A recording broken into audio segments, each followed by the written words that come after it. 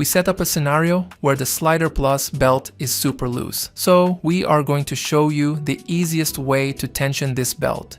Using a 3mm Allen key, we loosen these two screws on the lower side.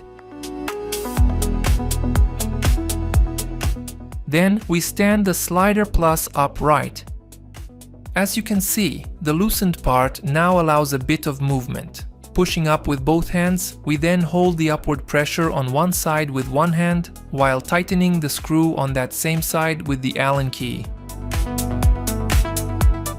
Next, while pushing the other side up, we tighten the screw over there as well. And that's it. The SliderPLUS belt has the perfect tension and is ready to go.